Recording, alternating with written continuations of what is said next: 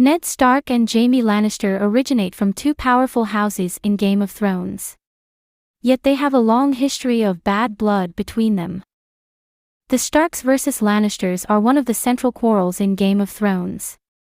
Ned Stark, the Lord of Winterfell and Warden of the North, often finds himself at odds with Ser Jaime Lannister in the first season of the series.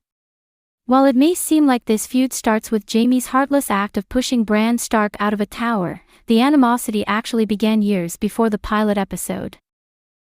Hello everyone, if you are new here, please don't forget to subscribe and click the notifications bell, so you don't miss any new updates on your favorite TV series. As the unsung hero of Game of Thrones' first season, Ned acts as a portal into the world of Westeros and its complicated politics. Ned is designed as the moral compass of the series, so audiences are meant to dislike or love whomever Ned chooses to dislike or love.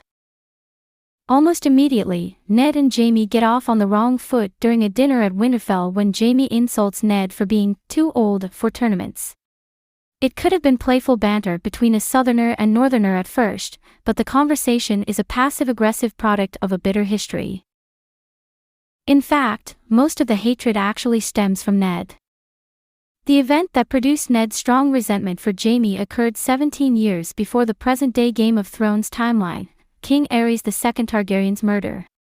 The war known as Robert's Rebellion features many betrayals, but the crux of it is that Prince Rhaegar Targaryen supposedly kidnapped and raped Lyanna Stark, Ned's sister and Robert Baratheon's betrothed.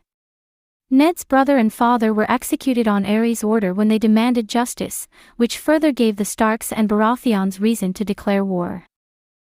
Jaime comes into play when his father, Tywin, called his banners to King's Landing to secretly help the Starks and Baratheons. Knowing he was defeated, Aerys' final act was to ignite wildfire underneath the city, killing millions of civilians. To save the city and its people, Jaime killed the king, earning him the nickname, the Kingslayer. This may seem like an act that Ned would praise Jaime for, but it was in fact the opposite case. Jaime never told anyone of the wildfire plot, making it appear as though he killed the king out of glory and desire to put his house on the throne. Jaime also didn't help matters when he sat on the Iron Throne, laughing at the dead king's body when Ned found him. In Ned's eyes, Jaime is an oath-breaker that took no care in his vows. Knights of the King's Guard are sworn to protect the king, no matter how loathing the king is.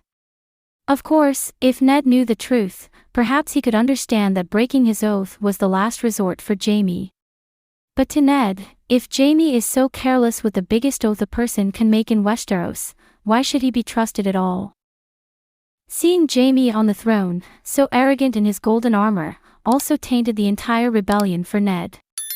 The Lord of Winterfell's intention in the war was to never overthrow the king and usurp him with someone else, but to rescue his sister and bring justice to his deceased brother and father. But seeing Jaime take the king's death so lightly made Ned feel like an accomplice in the dethroning, as if he put the Lannisters on the throne himself. In some ways, it made Ned seem like a hypocrite to his house's own values.